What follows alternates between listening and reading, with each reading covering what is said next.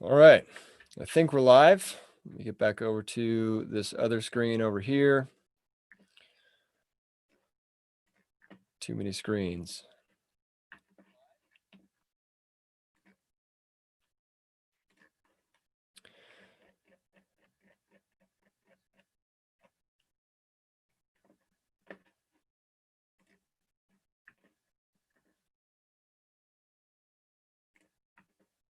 Could someone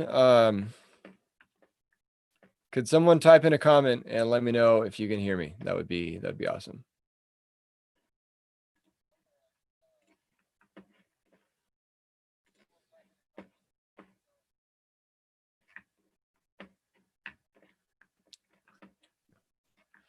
Looks like Dr. Rubin is getting on.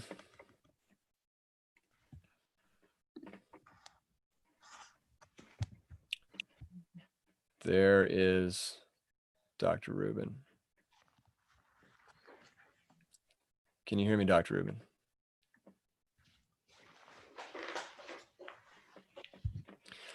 I can see you, but I can't hear you, Dr. Rubin. You need to turn your volume up? Nope, now you're good. Sweet. Is this live? We are live right now, I believe. Okay. Yes. Now I'm hearing myself in like one of several different, all right, I think I fixed that. Yeah, we're live. It's 5:32 Mountain. 2 minutes past schedule. Your hair looks great. Sweet. A fine shirt. Throw me under the bus. Let me see. Let me see if anybody has responded. All right, everybody can hear. We're live. That is great. How's everybody doing tonight? Good to see everybody. Please let me know in the comments, and I promise to sort through them and not spend a whole lot of time answering them, but I would love to hear what you thought of the event. I have been not shy about saying it's the thing I'm most proud of doing online since we've, been online since our son was diagnosed. And it's, in my opinion, in my humble opinion, and from a lot of people who know what they're talking about, it's the most valuable thing that's come out in a large scale online format like this on cancer. That it's the most valuable thing I've ever seen. We'll put it that way. What, Dr. Rubin, you had a gander at the speakers. Maybe you'd popped in on a couple talks, but I don't know. What'd you think of the lineup yourself? I know you're probably the most discerning of critics of providers of cancer information that I know. So shoot me straight. And congrats on putting such a solid lineup of colleagues and high-level thinkers and ethical practitioners together. I think it was a gift for everybody to see. Hey, I'll take it. All right. It's like we got some comments here. We actually have a lot of comments. So Dr. Rubin, the first one we did of these with Dr. Jason Miller, we spent a good deal of time talking about the event itself, and then going straight to people's questions. I think people have seen the event. If you haven't, like everyone, you probably know if you're on the, if you get the event announcements that replay weekend is coming up this weekend. So any talk that you did not get a chance to see, if you somehow missed Dr. Rubin's talk on cancer stem cells, or excuse me, not cancer stem. Well, we did talk about cancer stem cells a little bit, but circulating tumor cells and how to test for them and how important that is. You should definitely check that out because it was a really good talk. Dr. Rubin, before we get, so I was starting to say that we went long into the night last time because we spent a bunch of time talking about the event and then spent time answering questions. And the first one was with Dr. Jason Miller. I don't know if you're familiar with him, but he provides very elaborate answers. So we went a long time. So I'm hoping to tighten that up for folks this time. So we'll get right to it. But do you want to know? Do you want to let everyone know a little bit about yourself and your practice and all that good stuff before we dive in?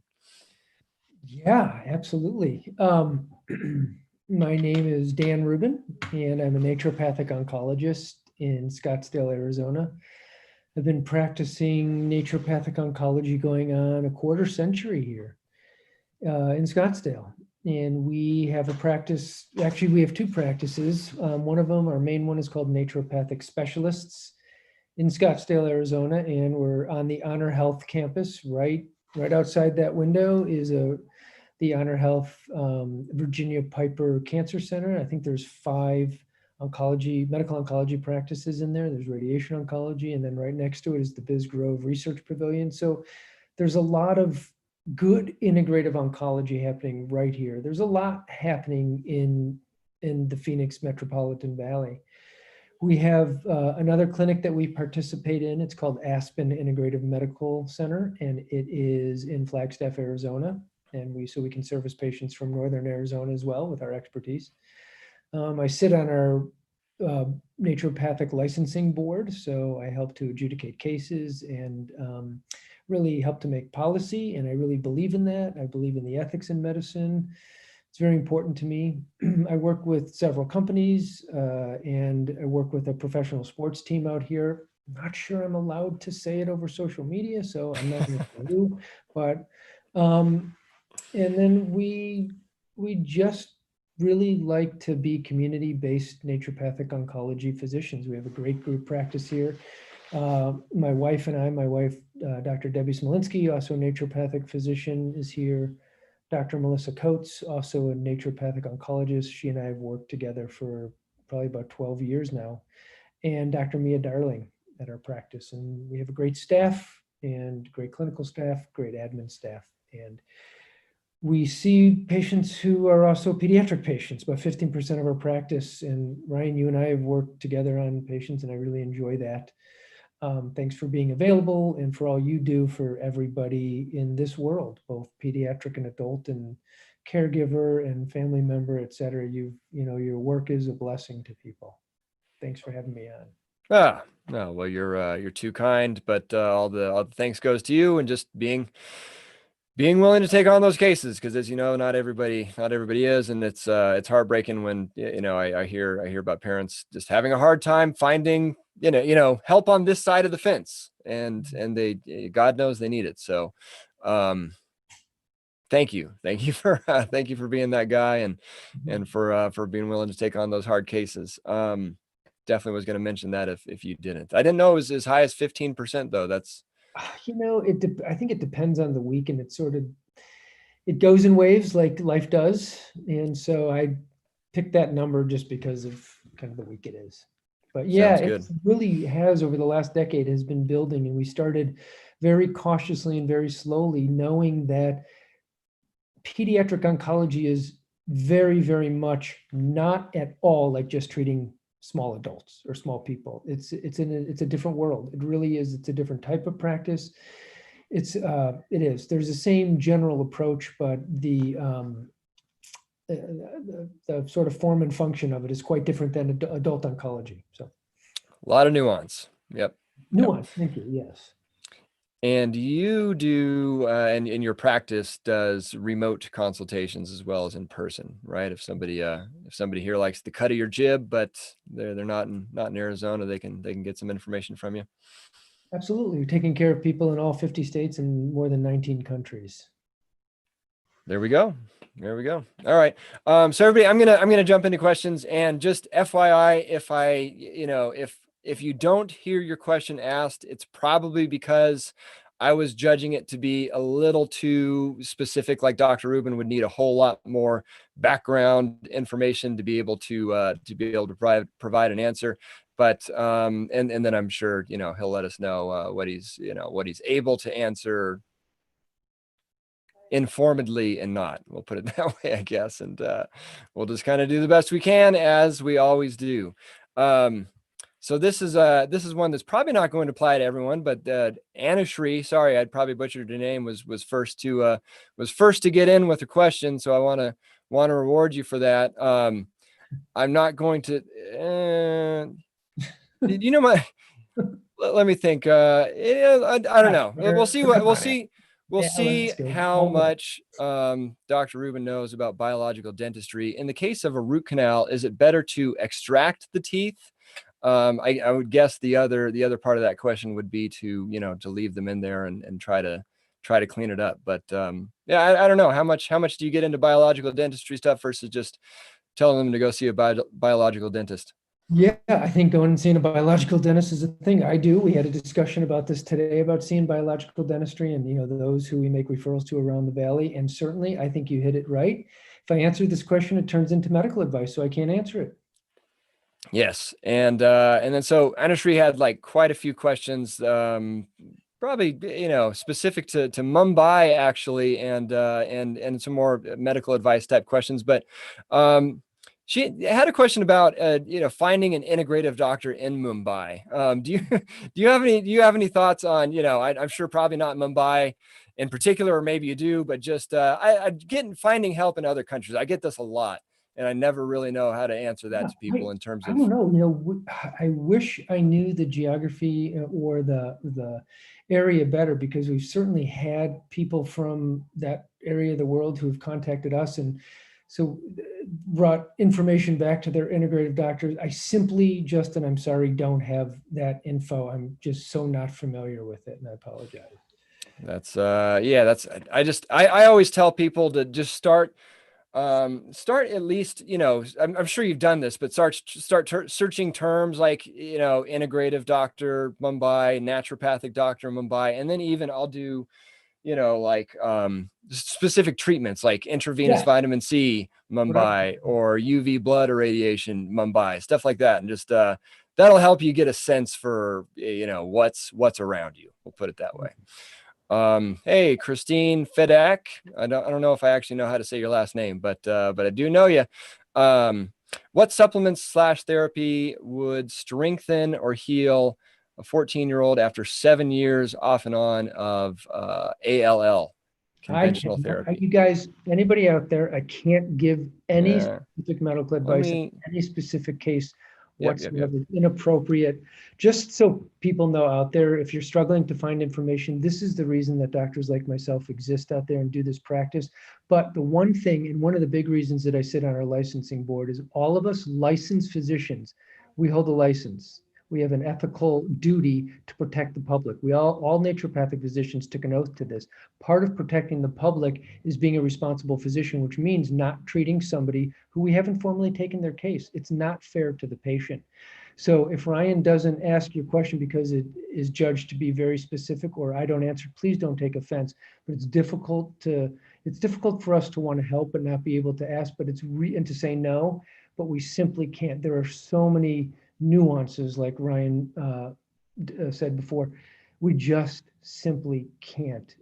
There's boundaries that we can't cross and won't cross, and that's why we are licensed physicians. It's being a licensed physician is holding that responsibility, which if people are giving you advice without knowing things, you might want to think twice about taking that advice. That's my advice. That's good advice. Are you comfortable just talking in general about specific cancer types, like anything to just to keep in mind, that sort of thing, not necessarily advice? Like somebody, for me, like if I was treating somebody with ALL, for instance, I would be really, really concerned about trying to stimulate or manage or engage the immune system. After all, this is a disease of the immune system. And so I think it depends how far somebody is out, if there was MRD, like what sort of the case looks like. But the problem with working immunologically is if you're not measuring anything objectively, lab markers, you kind of don't know what you're doing. Not that doctors don't know what they're doing, but if you're throwing something into the wild of the body that works with the immune system, how do you know how it's engaging the immune system exactly in that person who would have an immunologically based disease? So for me, there's a caveat there. And so that would be like a generalization of how I would approach a certain disease. How do you gauge the immune system? Are you doing like natural killer cell functional assays, or I'm always curious.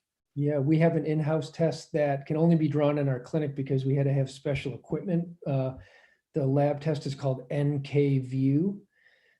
It's a Korean company that was licensed through a company, I can't remember their name, in San Diego, and they There was a naturopathic physician came out here and trained us on it. And so we've been using it. It's good. And it's lytic units, and it's not an enumeration. It's a true functional assay. We're also looking at T cell function based on response to a standard T cell stimulant, to a standard challenge called PHA. And that comes in a test that many people know called the SpectraCell Micronutrient Profile. They have a test that inside of that test called the Immunidex. And so that's one way that we can kind of gauge T cell function, activity. There's a lot of people on immunotherapies like the PD-L1 inhibitors, which engage T cell activity, and we want to make sure that we don't overstimulate people. So I also look at something called interleukin-2 receptor alpha, the soluble form. I'm looking at various cytokines inside the blood, like the soluble ones like interleukin-8, VEGF, interleukin-6. And then we also might do an immune challenge to something, say, like a mistletoe lectin via injection, which is a prescription treatment. So therein, we're looking at that. We're looking at various responses too. And then we calculate something called the neutrophil to lymphocyte ratio, which I got to give a big shout out to Jen Green, one of my dear colleagues and fellow naturopathic oncologist in Michigan, who was the one who brought to my attention the role of the neutrophil to lymphocyte ratio. Anybody can calculate it. You simply look at the number of absolute neutrophils on a CBC and divide that by the number of absolute lymphocytes, and you get your neutrophil lymphocyte ratio, or NLR. And it's one way that we could generically use to see if there's, quote, inflammation inside the immune system. For me, this is like an interleukin-8 based response. Interleukin-8 in the serum that I measure from LabCorp, really valuable in my practice. I nickname interleukin-8 red carpet for cancer cells. I think we talked about this when you and I had been chatting on the webinar. Anyhow, the point is looking at the NLR. Yes, that's a way that anybody can kind of take a gander about inflammation simply from the CBC, which everybody is getting. Beautiful. I believe, Dr. McKinney talked about that ratio on his talk. That was the first time I'd heard of such a thing. It sounds like a valuable tool. Yeah. Right. Yeah, Shirley, Susan, both I would say, work with somebody like Dr. Rubin on those questions, because they're very, very involved, and it's going to take a lot of knowing exactly what's going on with you, like we talked about. Mary, Dr. Rubin, do you have any general thoughts on advanced melanoma? What people should be particularly thinking about? Yeah, my experience with advanced melanoma, it sort of depends where they are and how advanced it is. I mean, stage 3 could be considered advanced melanoma. I've taught myself not to use high-dose IV vitamin C for people with stage 4 advanced melanoma. We've had experiences, dating back to more than a decade ago. Are people on immunotherapies? And if so, then you want to engage an integrative immunotherapy protocol. For me, the way that I approach somebody on an immunotherapy is to think about the organs that could be at risk, not necessarily for metastatic spread, but organs that are at risk for hyperimmune stimulation, the GI, the liver, the thyroid, the GI, and treat those from a naturopathic oncology perspective to help calm potential inflammation in there, so you don't get like an autoimmune hepatitis or a thyroiditis or a colitis. And to take care of those, which means diet, which means sleep, which means certain nutritional supplements that people should be taking. And so for me, that makes sense. But otherwise, that's a very broad question, and I'm keeping these short. Yes, please do, because there's a lot of them. Okay, I could go fast. Let's do it. No, provide a good answer like you've been doing. Yeah, for sure. Same broad question. Jill, any thoughts on transformed aggressive B cell non-Hodgkin's lymphoma? Just finishing up our CHOP treatments, now ready for everything else. Yes, and really find yourself a great naturopathic oncologist, because that's one that we got. You got it. Really help there, especially post R-CHOP. If there's a continuation of the rituximab, absolutely, that's immunologically based, and I think NDs are really great and lymphatic malignancies. I love it. Julie had a couple questions about chemo-related side effects, but I'd say definitely. You got to be working with somebody that knows again what kind of chemo you're doing and all that stuff. I would say constipation in general, yeah, Tatiana responded that I'm a fan of the Oxy powder product, which I am. I'm a much bigger fan than anything you're going to be prescribed in the hospital. That's for sure. Yeah. A big old dose of oral vitamin C will also also get you moving as well. That's for sure. Anything to add to that, Dr. Rubin? For me, I'm thinking, what is a mechanism of constipation, and then treat the mechanism. And that's right, other than, throwing more stuff at it. But yep, to bowel tolerance, vitamin C, if indicated, but vitamin C, some people could be sensitive to it. So yeah, again, I have so many levels of thought on these, and, being a licensed physician, I can't help but want to know why, and then treat the what, once we know the why. Yes. Sherry, any thoughts on a toxicity detox, whatever you want to call it, for it sounds like she got a big mold problem. Any thoughts on dealing with mold, or you how do you? mold, and then you got to use absorptive agents. You got to see what your mold levels are. I cannot give a specific treatment plan, but with mold, if somebody actually does have, mycotoxins that can be measured in the urine, you got to see which ones, and then at what level. Some people are better at excreting mold than others, and some people are better at managing the mold. And I think it depends if there's an immunocompromise or how functional the immune system is, what the situation is. Are you out of that environment or not? Is it being remediated? So there's a lot of levels. So again, can't recommend a specific protocol, because that would be considered medical treatment for somebody who's not my patient.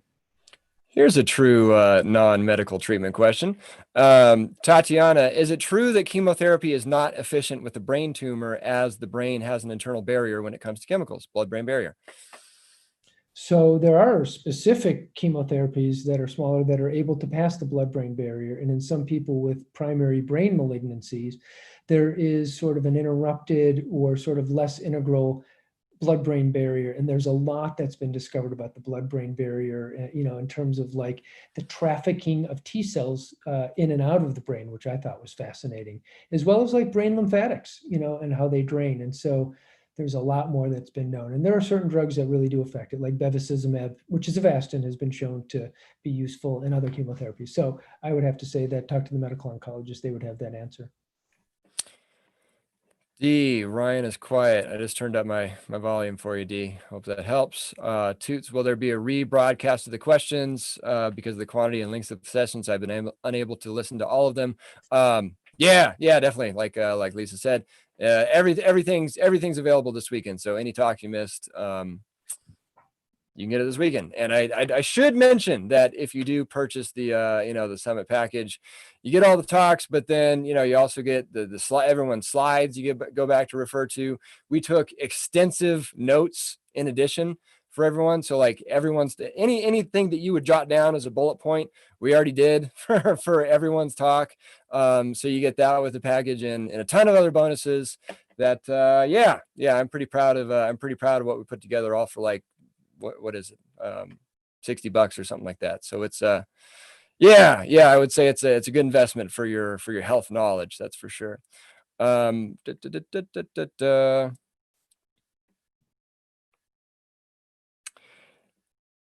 Kim, I don't know, any general thoughts about healing from radiation, Dr. Rubin? Yeah, with radiation in general, and it's specifically sort of accentuated or exaggerated in a mucosal membrane, like an oral cavity, the GI, in a pelvic region, and also with people's specific biochemistry and physiology. But there's a lot of fibrosity, a lot of scar tissue, microscopic at that can be put down in certain areas, especially if there was wounding. Most specifically, or most notably, like if somebody gets a burn, that burn can be tight. You could lose range of motion if you're getting maybe radiation for primary breast cancer, but you're getting, trying to avoid proctitis if you're getting, sort of like the pelvis radiated. We tend to really focus on anti-inflammatories. My strategy when people are on radiation is to reduce interleukin-6 and to really focus on the immune system. We don't focus on antioxidants. So we don't have to have that discussion or argument, so to speak, because there is no end to that one when you're talking about integrative medicine. But if there's a primary malignancy, or if there's known tumor cells and they are being radiated, those cells will become an antigen source for the immune system to see. Philosophically, the way I look at it, however, after about 9 to 11 treatments of radiotherapy, of course, given the amount of grays that you're receiving for treatment, the immune system tends to be sort of have a force field around it, or there's a biochemical wall, I like to say, between the cancer cells and the immune system. So they kind of can't get there. So our focus is looking at radiation as a type of vaccine, meaning with vaccines, you're providing an antigen source for the immune system to react against. This is a type of auto vaccine. You're radiating, the cancer cells begin their process of demonstrating antigen, and it's our duty to get the immune system to come on in and pay attention to that. So if we can focus on reducing that biochemical wall, we can have good immune trafficking, and the person can be set up for an abscopal response. Abscopal meaning that if you can stimulate the immune system to one cancer cell, you can stimulate it to cancer cells throughout the whole body. So anti-inflammatories, reducing scarring. One thing to think about, like if somebody's having like pelvic radiation or lower abdominal radiation, it really depends. Remember, radiation goes in one way and kind of comes out other ways. And the radiation oncologists and the physicists will know what that is, depending on what type of radiation. With proton, it's a little bit different. Do you see why some of these questions are so incredibly difficult to answer on a specific, because there's no You sure are. right Yeah. answer. So the point would be is that look at sort of the pathway, what's at risk. With pelvic radiation, keep that pelvis moving, walk. Do something that creates blood flow and reduces scar tissue. Anyhow, next question. Sorry for going so long. No, it's good. It's good. Elizabeth had a question about she read somewhere that berberine should be cycled so that the liver is given a break. I would think just about everything needs to be cycled, but what are your thoughts? Anything in particular on berberine? Oh, that berberine needs to be cycled. No, I'm going to agree with you. I think, yeah, the body tends to tolerate stuff, and you don't want to sort of dull out a pathway. Yeah, because then you're not even getting the full kick of famous the. one, on this tip, because this actually came up today, is so some broccoli extracts that tend to push liver function and sort of like master antioxidants, if you will.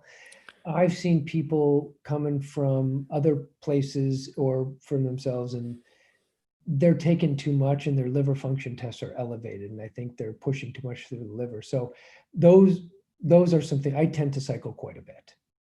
So you're talking like the sulforaphane type stuff? Absolutely. Yeah. Interesting. Yeah, no, it's we're a fan of broccoli extracts and sulforaphane, but we cycle it along with everything else. Yeah. Lois will be she's about to be off of Keytruda. She's feeling great, no activity. Just what happens after Keytruda is stopped? I'm guessing just anything to keep in mind for. Is there any slack to pick up? Anything you might want to be aware of when stopping Keytruda? I would just say, reminding all listeners out there, care of the human frame, psyche, and biochemistry is something to always think of. It's heavy lifting, it's time consuming, and many times these are the things that we don't make enough time for in our day, that we deprioritize because it's another thing and it's hard. And sometimes it's tiring to get up earlier or come home and exercise, or to buy vegetables, cut up vegetables, cook the vegetables, wash your dishes, use whole food. Sometimes it's easier just to continue to go out. That's the care. Coming off of an immunotherapy, especially, you want it to be free and clear. I love it. Let's see. Another person in India. Let's see. Is there anything I can do? Given I'm almost done. Yeah, so they just came across integrative treatment and wish they'd found it sooner. Now they're almost done with standard treatment, which is a good thing. But again, I guess that's your answer to the last one is probably a good answer to this one as well. Is it's never too late to start. Just doing all the things you learn about in this event. Yeah, exactly. We found, especially through these times in 2020, that many of our patients stopped going outside or stopped going to their gym or stopped exercising, almost entirely. And so we're putting out a new kind of fitness series, if you will. We call it the NS Active 5x5 Fitness. We'll have fitness advice. I'm an avid trail runner, as you know, Ryan. You and I like outdoor sports both, and we've talked about trail running many times.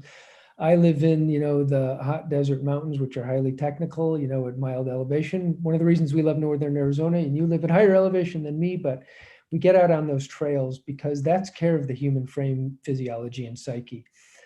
But this NS Active it's called the 5x5 workout. And what it is it's 5 exercises that take you less than 5 minutes to do, that we ask you to do 5 times in a row, 5 times per week, and you can do them in less than 5 feet of space. We're going to have guest medical oncologists on doing workouts with us, guest surgeons, other practitioners, just showing you that, like, hey, if you've just had breast cancer surgery, what are safe exercises you can do? You can still do it. And something that you can do in your house in less than 5 feet of space. Of course, if you're over, 5 feet tall, then, and you're doing a push-up or a plank, then you need a little bit more than 5 feet of space.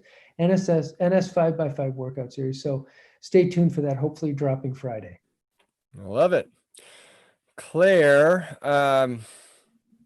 sounds like she did well with her conventional protocol. Now she's just trying to stay free and clear, and just asking about diet, which is this is a very open-ended question, but yeah, I don't know. What are your thoughts on? Yeah, I guess that's one of the main sources of contention, or stuff you get from. Yeah, I mean, yeah, she's asked, any preferred what diet would you recommend to prevent a recurrence? No doubt, I can't recommend a specific diet to prevent a certain recurrence for a certain person's cancer in a certain person. But we just posted last week or 2 weeks ago our sort of generalized philosophy on diet. We put it on our website. It's an ebook. We put it up there just because it was stuff we were handing to our patients. We're like, might as well just put it on our website. Right. And so I, for one, am not a strict purist when it comes to diet, because I'm in the trenches and I have seen things that I never thought that I've seen. And when you're in the trenches, and when you're a practitioner full-time like myself, and I'm not saying that, I'm not comparing myself to anybody else. I'm just saying that my experience and that of my close colleagues who practice with me, there are people who are eating diets where you're like, what? And you still got better. And it is true for people. It's not saying don't improve your diet. It's just that we've come across cases where sometimes diet didn't matter. And then we come across cases where diet absolutely matters. So I feel like I'm very much a realist about this. And some people need to go ketogenic, and some people absolutely crash and burn, and their markers go wild and they feel horrible when they go ketogenic. They can't do it. And there's some people who just, a lot of people on chemotherapy can't tolerate cold raw food, so they can't do certain types of diets. Different people have different physiologies. So from my perspective, there isn't one best diet out there unless you adhere to the general whole foods diet. It's truly, for me, how a human body should be treated. So that's my general statement. That's a good statement. Yeah. And thank you. That's kind of a breath of fresh air. You do get a lot of purists, a lot of dogmatists when it comes to diet and cancer, and it's this way or the highway. And yeah, exactly. Just like you, I've heard about a lot of stories of a lot of people getting better on all sorts of different diets. So. Yeah. Yeah. Anything in general on chemo related nausea? They're getting tired of the Zofran and wondering what else is out there for them. Why are they tired of the Zofran? I mean, Zofran, has quite a high efficacy. It works very similar to Zingiber. Janet says either constipates terribly or doesn't work. What about those bands, like the Relatex or the Relief band that people wear on the inside of the wrist? And then there's one that just pushes, it's like a nub that pushes in, because that's pericard, or what is that? Is that pericardium 6? Whatever acupuncture point that is. It's been a long time since I did acupuncture. Asking the wrong guy. That's an anti-nausea point. I mean, we've had patients, I've seen them, they're in the waiting room, they're waiting to get their IV. I walk by, they look horrible. I said, what's going on? I'm totally nauseated. I go and stick a needle right in there. Boom. I've seen somebody relieved from nausea in literally less than 10 seconds. As soon as I put that needle in, take the needle out, they're fine, they go get their treatment. So stimulation of that acupuncture point is very important. And there's various bands that you wear around the wrist. One that just pushes in, so it's like acupressure, and another one, it looks like a backwards watch. You use a little bit of conductive gel and you dial in a frequency and it stimulates electrically at that point. That's a great thought. You That don't is have a to great swallow thought. anything. Yeah, it's hard to put something through your GI if you're nauseated.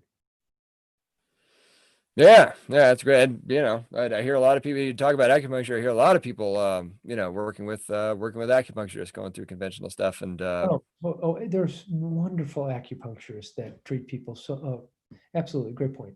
yeah, yeah. Adele and Janet, those are both pretty specific, and definitely work with somebody highly qualified if you're not already.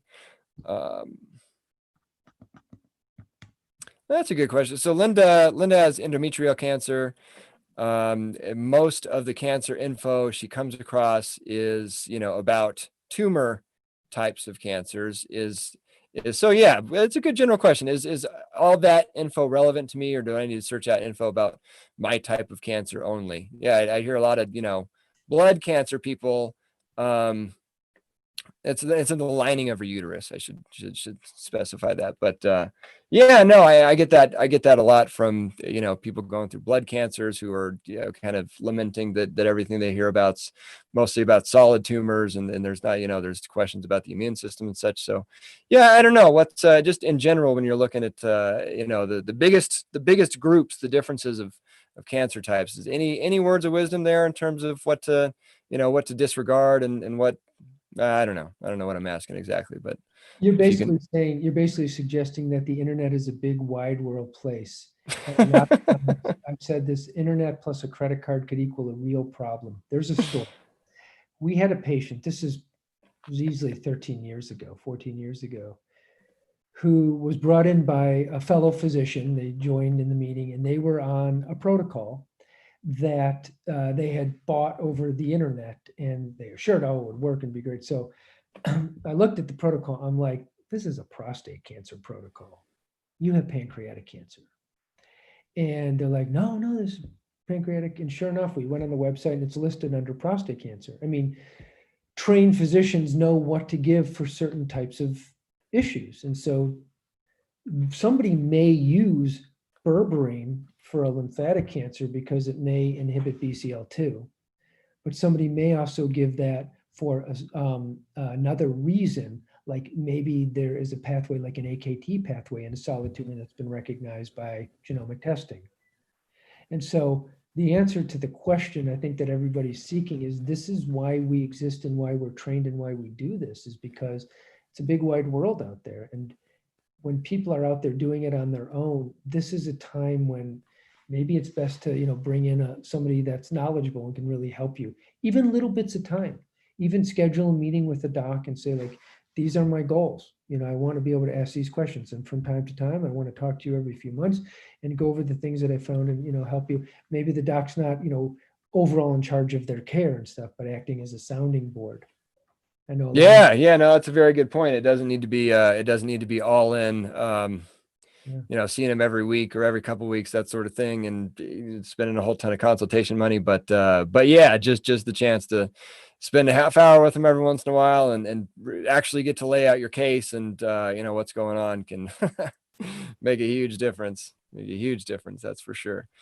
Let's see. Martin wanted any general thoughts. There's another one that's going to drive you crazy, but any general thoughts on ALL? We already talked about ALL a little bit, but just say something while I find the next one, Dr. Rubin.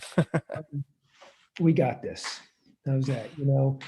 This is the world of integrative cancer, and I like to feel that I participated at least somewhat in the growth and development of this, just starting from, I'd say 1996 is when I really got interested in it. 1997 is when I got licensed, and then it's just been, since then, and really watch this develop. I mean, you've had some true founders on your program, people who've been doing this long before you had, one of my mentors and my big brother, Dr. Keith Block. He'll push me around a lot, but love you, man. Still in the end, one of like the best out there, right? And I don't know where I was going with this. I was just saying something.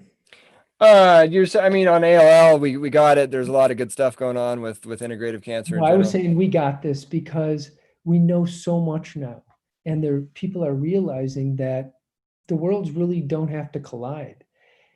my advice for people is if you're interested in integrative medicine and you're a medical oncologist or your radiation oncologist or whoever sort of, you've hired, because you've hired them and you've brought them on to help manage your care and give you advice. If they're not interested in participating, maybe there's other doctors out there for you who are interested in participating and meeting you where you're at, because this is real stuff. It's real everyday stuff. And the people that you've seen on this program are in it. We're in the trenches. We're in it with people every day, all day, with kids, with adults. And that's what I mean by we got this. We got this. Yeah, here's a good one you might like. Pam was just diagnosed with breast cancer on Tuesday, 27th of October. However, they said it is all, yeah, I suppose, just now. I have a consultation on Friday, the 30th, with the surgeon that will do the biopsy. What questions should I ask when I go on Friday or at any other doctor's visits? Any good questions for a surgeon for breast cancer before they get to work? Well, you work with a naturopathic oncologist. Yeah. I mean, we work with a lot of surgeons out here, and I don't know. I mean, for me, I think it's where are people philosophically inclined? You said the word dogmatism or dogmatic, which is very important. And I'm glad you brought it up, because I don't find any room for dogmatic. And it's why I'm very careful with the word belief in medicine. Is we've run into, patients who are like, well, my doctor doesn't believe in what you do, and so he won't allow me or she won't allow me to do this. I'm like, okay, then I'm not the doctor for you. Or what do you mean they don't believe? I mean, we never talked. I mean, there's incredible data, what we do if they believe the data. So it's about philosophical alignment with your physician who's treating you, who's going to be going inside of your body with utensils, with tools. Those are things to ask, because they're going to be taking care of you for a long time. I love it.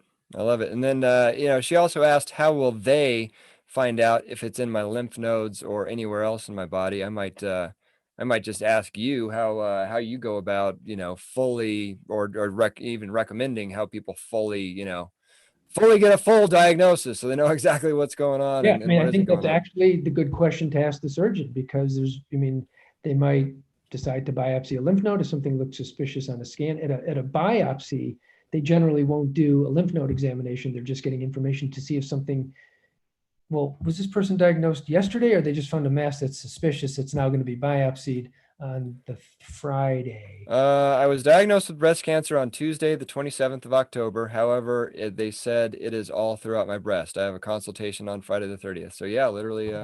Oh, okay. Yeah, they'll probably do scans and then decide. Hey, there's a lot there. We're going to spend too long on the question. That's the question for the surgeon next. Yeah.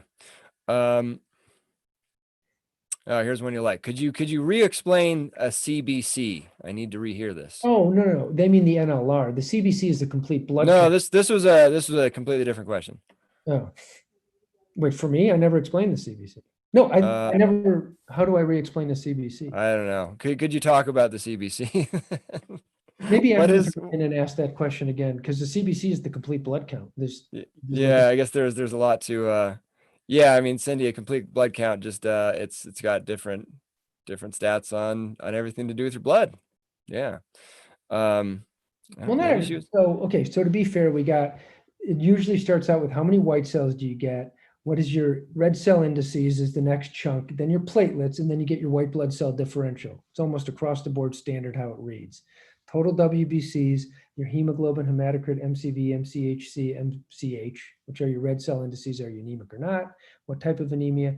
And then how many platelets do you have? Then you get a mean platelet volume to see how, what the sort of width of, how big they are, the volume. And then you get the differentiation of what types of white blood cells you have. And inside of that, you find the absolute neutrophils and absolute lymphocytes, amongst others. And then you can calculate your NLR. I think that's what they meant. I'm also wondering if she might be asking about CTC, because that's something you CTC talked about in depth. Maybe that's what you should be re-explaining. And yeah, I don't know. Talking about the CTC. last 5 minutes or so for that.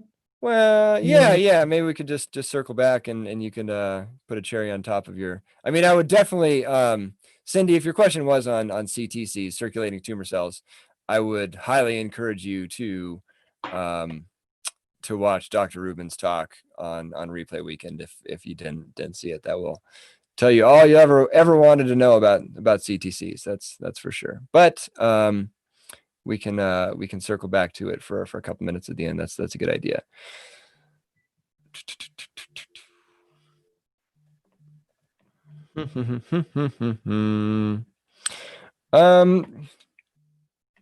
It's a kind of a general. Where do you fall on? Joyce is asking about the immune system and lymphoma, and stuff like beta glucan and mushrooms and stuff like that. That's this is something I always wonder about.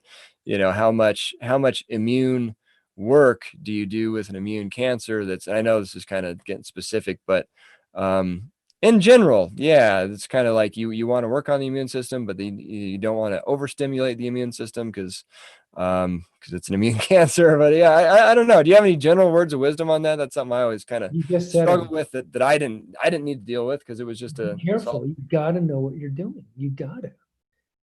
If you're throwing beta glucans in, or alpha glucans, or gamma glucans, or whatever glucans from the mushrooms, or from the oat or the yeast, wherever those glucans are coming from, non-nutritional, non-caloric sugars, you got to be careful. You have to be able to measure something, or else you just don't know what you're doing, and you're just taking stuff to take stuff, unless there's a data set that you're following. So you work with somebody, you be careful. Yep. Yeah, no, that stimulate the immune system. I mean, that's a colloquialism in a lot of ways, in oncology. I mean, boosting the immune system isn't necessarily always wise, but it's usually people say boost the immune system when they mean go get healthy or be vital or resilient. Yeah. So yeah, being healthy and vital and resilient, always a good idea. Yeah, not necessarily going in and monkeying around with the immune system and immune-based cancer. Yep. It's the thing. You walk into a health food store and there's somebody working there after school at 4:30 p.m. You walk in, you say you have cancer. They don't say what type. And if you say I have leukemia, they say, huh? You say I have cancer. They give you an immune system supplement because that's probably what they're trying to do. And what if they're only working there 6 days? Yes. Stephanie, does ozone IV and IVC cross the blood-brain barrier? Yeah, you can get IV vitamin C to cross the blood-brain barrier. Ozone, remember, ozone's absorbed when it mixes with the blood cells out, it's ex vivo, right? So you take the blood, in general with ozone, you take the blood out, put it in the bag, mix the ozone with it, then you put it back in the body. So it's already mixed. So those blood cells are allowed to go, into the brain, but they've had a physiological biotransformation. And so because of the ozone, so it's the footprint of the ozone, so to speak. And that can certainly transmit, holo systemically. I love it. Any thoughts on immunotherapy and cancer stem cells? We, certainly there's a good understanding out there that chemo and radiation have a hard time with cancer stem cells, but I don't have anything specific on that. Fair enough. What are your thoughts on the Budwig protocol or the Budwig diet, Dr. Rubin? Yeah. Well, you were nodding your head. Is that? Yeah, I mean, I think it's worth talking to your physician about. Okay. All right. Curcumin in general, of course, to regards to cancer support and treatment, supplementation versus IV, and what are your thoughts on C3 curcumin? I've not even heard about C3 curcumin myself. Yeah, there are several different types of curcumin type complexes, and they get there's a lot of highly sophisticated ones, whether it's, sort of lipo-encapsulated or lipophilic or full spectrum or bound to something, which, we're far beyond just turmeric in a capsule. which still one of my favorites is, a coconut milk-based curry if somebody can tolerate it, because I think that the traditionalists had it right dietary wise. You can get it through the gut and into the system in a fatty substance when it's combined with food and used via the digestive juices. It's still the best way to get it in. And if you can't, there's a bunch of different ways. My habit is to mix curcumins. C3 is great. Tareva is great. Unisorb's great. Mariva's great. Tetracumin's great. There's various ones out there. And what you need to do, Longvita, there's different patented ones. You gotta know what you're using it for and why, and what levels you're trying to achieve, and what the absorptive spectrums are and how long they stay in the blood. And when you know that, or your practitioner understands that, then you decide, are you looking for a spike, or are you looking for something chronic throughout the day? And then are you going to pulse it? So again, there is a reason to use curcumin, how and for how long, and how long do you want it in the blood, what kind of absorption into the tissues, and fine. If you want to give it IV, absolutely. Makes sense. Not a simple question. This is true medicine. Us naturopathic oncologists and doctors like us, we use this truly medically. And to some, this might seem like a nutritional supplement to go get, but to us, yeah, there is real medical reasons to use these. And so we think about the pharmacokinetics of this, and hence how I have to answer the question.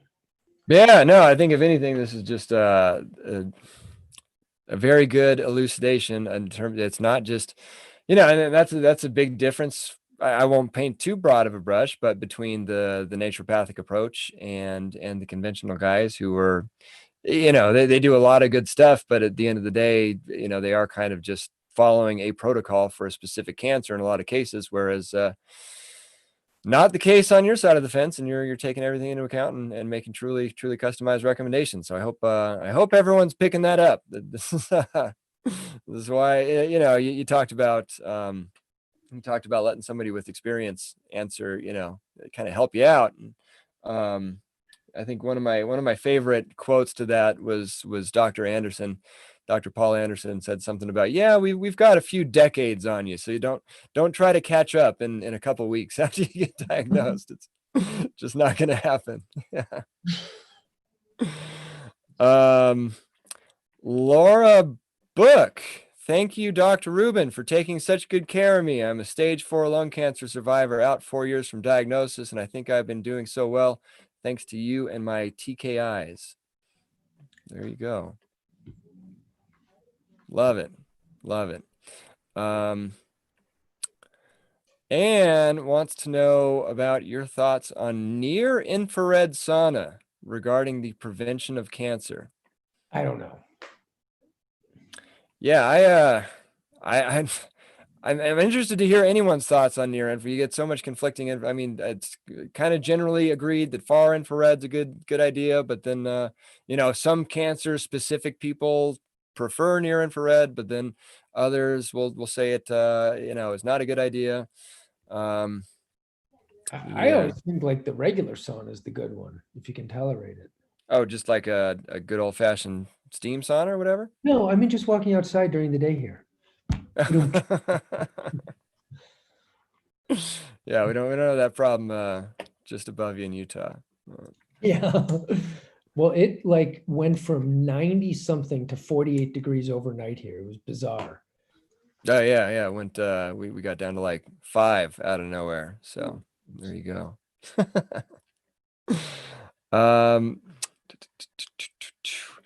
Can having continued candida lead to cancer?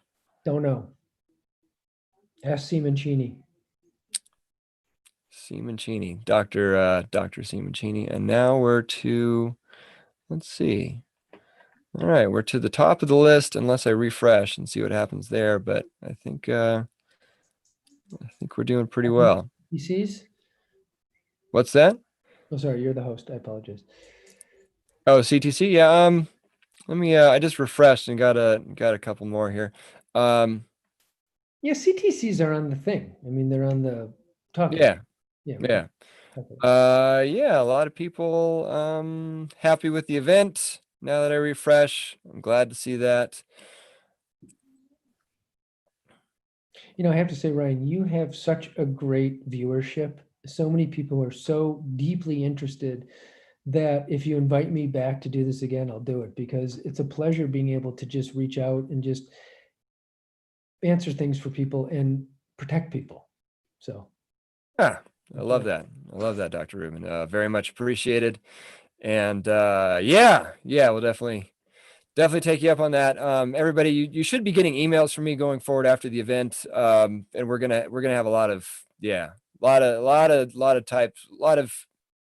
what's the word I'm looking for? Opportunity for interaction. And yeah, so maybe you'll be seeing from Dr. Rubin again. That's an interesting question. Carol, would a live blood analysis in a naturopath's office be able to pick up issues which would suggest to go get a check for cancer? Well, that requires a high complexity CLIA certification, so probably not going to happen legally. Okay.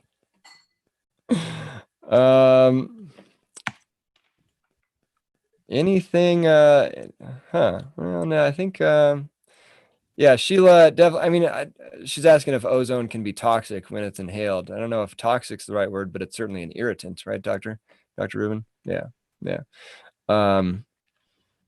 I think that's about it for non-spin. Again, everybody, if we didn't get to your question, as you can see, I was kind of self editing for Dr. Rubin there, because I knew what his answer would be. But I hope you got some good stuff out of this. I know you did, because there was a lot of good answers there. I think maybe that does it. Dr. Rubin, any parting thoughts on I think for everyone out there going through cancer? Thanks for being interested in this effort in the anti-cancer revolution too. It's a lot of great people doing a lot of great work and moving forward this whole effort, because it's about helping people. It's why we're all doing what we're doing, and we're out there to help you.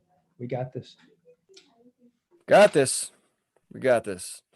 Thanks again, everybody, for being here. Thank you, Dr. Rubin, for being here and taking the time to help everybody out, and for everything you do. And we will see all of you on replay weekend and going forward from there. We got a lot of good stuff planned, and I'm glad to have you along for the ride. Bye. See ya.